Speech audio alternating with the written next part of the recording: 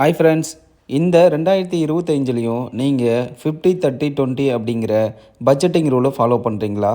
ஏன் அப்படின்னு கேட்டிங்க அப்படின்னா, இப்போ இருக்கிற வேர்ல்டில் நம்ம ஸ்பெண்ட் பண்ணுறது, சேவ் பண்ணுறது, சர்வே பண்ணுறது அப்படின்னு சொல்லிட்டு எல்லாமே இப்போ மாறியிருக்கு.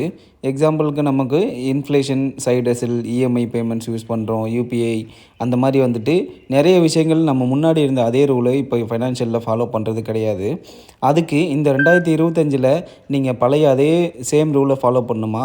இல்லை உங்களோட ஃபினான்ஷியல் ஹேபிட்ஸை, மணி ஹேபிட்ஸை நீங்கள் சேஞ்ச் பண்ணிக்கணுமா? அப்படிங்கிறது தான் இந்த வீடியோவில் நம்ம பார்க்க போகிறோம். Welcome back to billionaire squad YouTube channel. நம்மளோட சேனலில் பர்சனல் ஃபைனான்ஸுக்கு தேவையான பேசிக்கான நாலேஜஸ் ப்ளஸ் வந்துட்டு உங்களுக்கு ஃபினான்ஷியல் அப்டேட்ஸ் எல்லாமே ரெகுலராக கொடுத்துட்ருக்கோம். இந்த மாதிரி விஷயங்களை நீங்கள் தெரிஞ்சுக்கணுன்னு ஆசைப்பட்டீங்கன்னா நம்மளோட சேனலை ஃபாலோ பண்ணிக்கோங்க. தேங்க்யூ. இந்த 50-30-20 ரூல் அப்படின்னா என்னென்னு தெரியாதவங்களுக்காக முன்னாடி சின்னதாக ஒரு எக்ஸ்ப்ளனேஷன் பண்ணிடுறேன். இதில் 50-30-20 அப்படிங்கிறதுல 50% ஃபார் யுவர் நீட்ஸ். இப்போ நம்மளோட நீட்ஸ்னால் ரெண்ட்டு, கிராசரிஸ், டிரான்ஸ்போர்ட் பில்ஸு அந்த மாதிரி விஷயங்களுக்காக நம்மளோட 50% இதில் நம்ம செலவு பண்ணலாம்.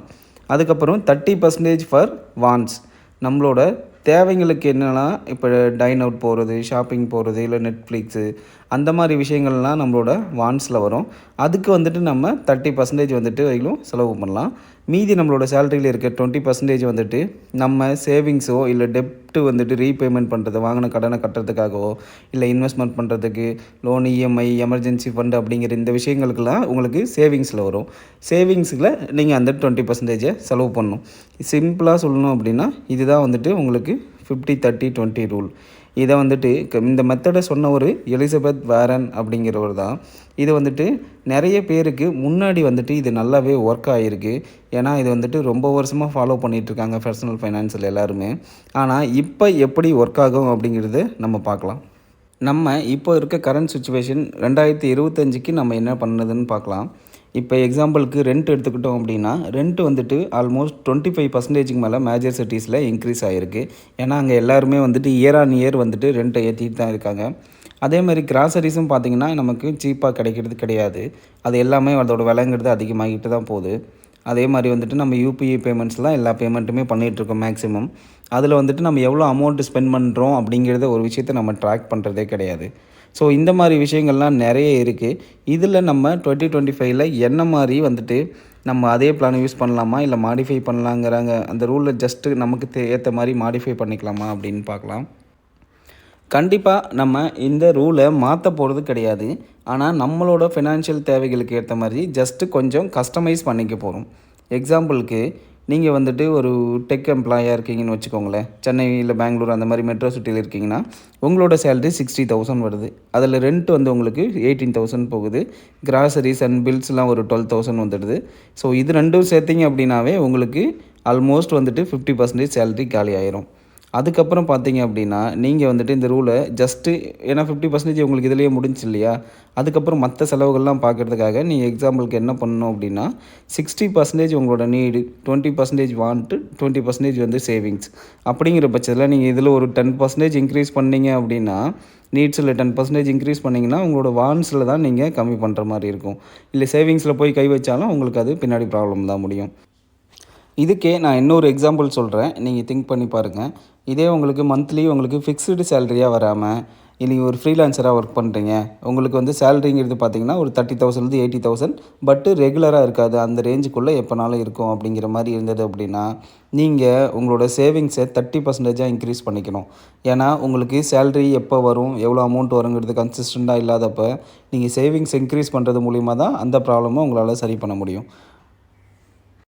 ஸோ இந்த ரூல் வந்துட்டு எஃபெக்டிவாக தான் இருக்கும். ஆனால் என்னென்னா இந்த டைமுக்கு ஏற்ற மாதிரி நம்ம அதில் ஒரு சின்ன அட்ஜஸ்ட்மெண்ட் மட்டும் பண்ணிட்டோம் அப்படின்னா அந்த ரூலை இன்னமுமே நமக்கு எஃபெக்டிவாக யூஸ் பண்ணிக்க முடியும்.